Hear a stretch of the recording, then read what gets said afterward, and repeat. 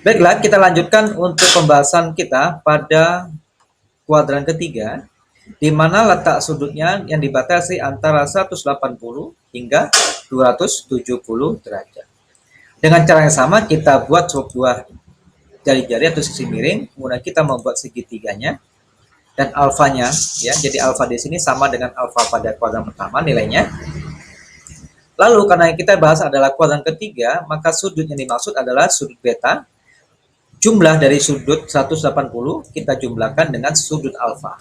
Baiklah, lalu kita akan melihat kesamaan-kesamaan atau berapakah nilai beta ini untuk kuadran ketiga jika kita kaitkan pada kuadran pertama. Jika kita ambil nilai alfa nya 30 untuk kuadran pertama, maka nilai beta di sini adalah 180 ditambah 30 menjadi 210 derajat.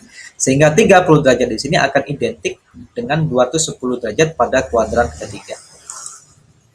Untuk 45 derajat, maka nilai betanya adalah 225 karena hasil dari penjumlahan 180 dan 45 derajat untuk kuadran pertama. Lalu untuk alfa 60, maka nilai betanya adalah 240 derajat. Setelah itu kita membuat tabelnya untuk mengisi nilai-nilai perbandingannya. Kita tinggal mengcopy paste nilai-nilai perbandingan pada kuadran pertama dengan melihat bahwa kesamaan antara alfa dan beta pada kuadran ketiga adalah jika 210 maka akan sama dengan sudut 30 derajat pada kuadran pertama, maka kita letakkan nilai perbandingan ini pada tabel untuk sudut 210 derajat, ya.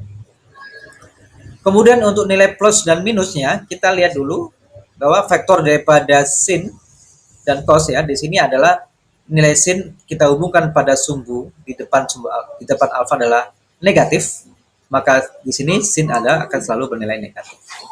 Untuk cos di sini adalah perbandingan samping, yaitu nilai juga negatif pada sumbu x-nya, maka kita letakkan di sini adalah negatif. Dan tangen di sini adalah pembagian antara sin dan cos, karena negatif dibagi negatif adalah positif, maka nilai perbandingan pada tan adalah nilai positif. Kemudian kita letakkan nilai perbandingan untuk 225 derajat ini sama dengan pada sudut 45 derajat untuk kuadran pertama. Kita letakkan, ya, yaitu setengah akar 2 dan 1 untuk tangennya. Lalu tanda negatifnya, tadi kita sudah bahas bahwa untuk kuadran ketiga, bahwa nilai negatif itu ada pada nilai sin dan cosnya, ya. Untuk sudut 240 akan sama dengan sudut 60 derajat, maka kita letakkan nilai perbandingan ini, ya, pada kuadran pertama ke 240 derajat. Kemudian tandanya sama, yaitu negatif untuk sin dan cos. Itulah adik-adik sekalian untuk meletakkan nilai-nilai perbandingan pada sudut kuadran ketiga antara 180 hingga 270 derajat. Untuk meletakkan nilai perbandingan pada sudut 270 di sini, maka kita melihat sudut 270 ini adalah segaris dengan sudut 90, maka kita tinggal melihat nilai perbandingan 90 ini lalu kita lawankan, ya, karena dia bertolak belakang, lalu kita lawankan pada nilai-nilai perbandingan pada 90 derajat. Jadi kalau di sini 1 maka lawannya adalah negatif 1, kalau 0 maka tetap 0, dan jika tak hingga maka lawannya adalah negatif tak terhingga. Kita lanjutkan pembahasan kita untuk nilai-nilai perbandingan pada kuadran keempat, di mana letak kuadran keempat ini adalah antara 270 hingga 360 derajat. Lalu kita tarik garis, ya, garis miringnya merupakan jari-jari pada lingkaran ini. Kemudian kita membuat sebuah segitiga di mana sudutnya adalah alfa, ya, alfa di sini akhirnya sama dengan alfa pada kuadran pertama. Lalu untuk meletakkan sudut betanya adalah sudut antara 360 derajat untuk satu lingkaran penuh kita kurangi dengan sudut alfa. Jadi 360 dikurangi alfa untuk mencari nilai sudut betanya.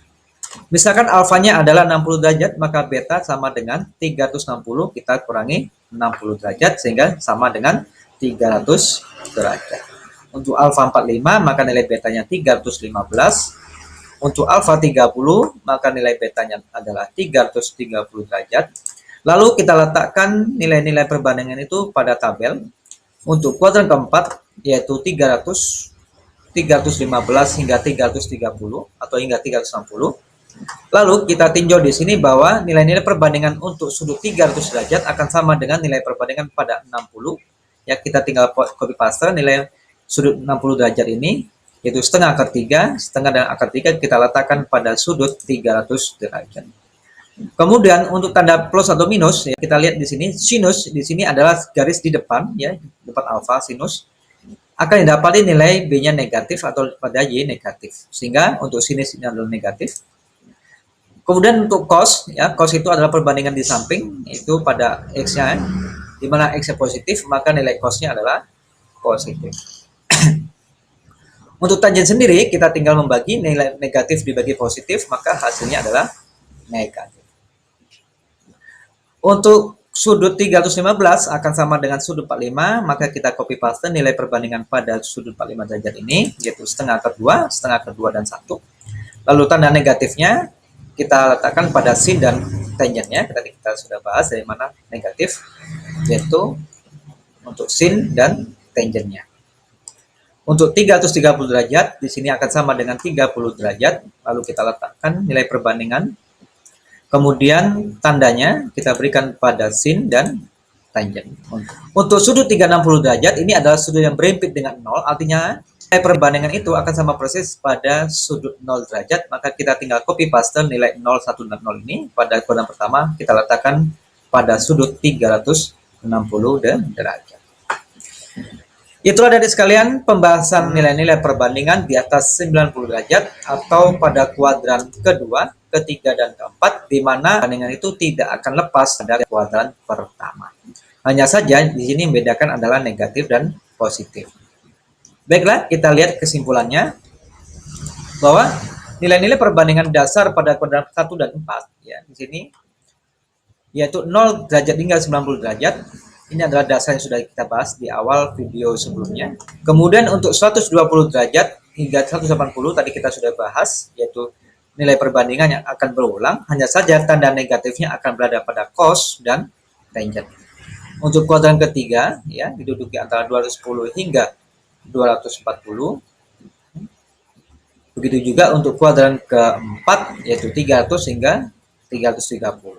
Ya, di sini saya tidak menyebutkan bahwa 0, 90, 180, 270, dan 360 dalam suatu kuadran tertentu, karena 0, 90, 180, 270, dan 360 adalah batasan pada suatu kuadran.